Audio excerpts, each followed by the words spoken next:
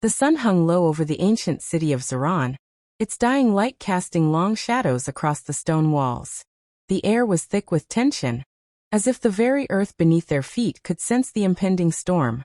Dust swirled in the streets, where the people of the Phoenician city moved with hurried steps. Fear, mingled with a glimmer of defiance, hung in the atmosphere. For they knew that soon the enemy would arrive. But amid the chaos, there was one figure who stood taller than any other. Not in stature, but in spirit.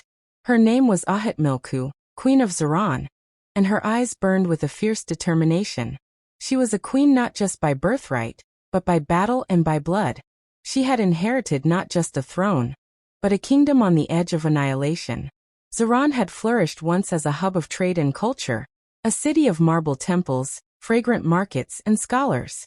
It was an oasis in the Mediterranean world, a jewel on the coast of what is now modern-day Lebanon.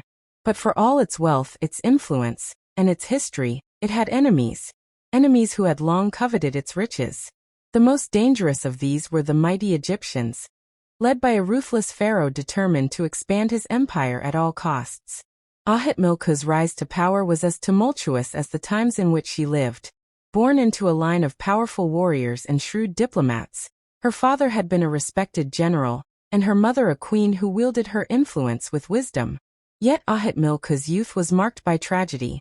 Her father had been assassinated in a palace coup, and her mother had died soon after, leaving her alone to navigate the treacherous currents of politics.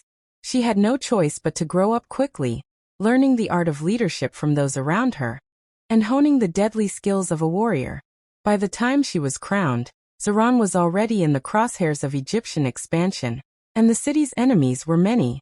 But it was not just her military acumen or the power of her words that earned Ahatmilku the loyalty of her people. It was her spirit. She was a symbol of resilience, a queen who, when faced with the threat of invasion, chose to face it head-on. And when the Egyptians arrived, they would find no trembling monarch to be easily overthrown. Instead, they would meet a woman as fierce and unyielding as the ancient gods themselves. For months, rumors had swirled that the pharaoh's army was preparing for a final assault. Their armies had swept across the Levant, crushing all opposition, and now they were poised to strike at the heart of Phoenicia. Ahatmilku knew that they would come from the south, cutting through the mountain passes and attacking the city from the desert. The night before the battle, Queen Ahatmilku stood on the terrace of her palace, staring out at the darkened horizon. Her advisors had urged her to abandon the city, to retreat to the coastal mountains where they could regroup. But Ahatmilku had refused. "The city will stand," she declared to her closest advisors. "We will fight. If we run now, we will lose everything, not just the city, but the very soul of our people." Her decision was not made lightly. She knew the Egyptians had an overwhelming advantage. Their army outnumbered Zahran's forces by at least 3-1, and their weapons, long-range bows, spears, and chariots, gave them an edge that seemed insurmountable. But Ahatmilku had something the Egyptians did not: a deep knowledge of the land and a fierce will to protect it. The first signs of the Egyptian army appeared just before dawn. The ground shook as their war chariots, pulled by horses, thundered toward the city's gates. Their ranks stretched out across the horizon like an unbroken wall, a sea of bronze armor, shields, and spears. The earth seemed to groan under the weight of the approaching storm. Ahatmilku was ready. She had spent days organizing her forces, sending out scouts to track the Egyptian movements, and ensuring the city's fortifications were as strong as possible. But more than that, she had prepared her people. Each man, woman, and child knew their role. The people of Zahran were not just subjects, they were warriors in their own right. Women and children were positioned at key points within the city walls, ready to pour boiling oil on any invader who tried to breach the gates. The streets were lined with spearmen, archers, and slingers. The city was fortified by the natural defenses of its high cliffs, but Ahatmilku knew that she would have to be clever. The battle would not be won by strength alone. As the Egyptians began their assault, Ahatmilku gave the signal. The gates of Zahran opened wide, and her forces poured out to meet the enemy head-on. The first clash of weapons rang through the air as the two armies collided. The sound of bronze against bronze, the thud of shields meeting spears, the grunts of soldiers pushing and shoving. all filled the battlefield with an intensity that could be felt in the bones. Ahatmilku led her troops with unmatched courage. She rode at the front of the cavalry, her spear raised high as she charged into the fray. The Egyptians had expected a quick victory, but they had underestimated her. And the people of Zahran, the city's defenders, though outnumbered, fought with desperation and determination. Every inch of ground was contested. Every street, every corner of the city became a battlefield. The Egyptians tried to use their chariots to break through the lines, but Ahatmilku had prepared for this.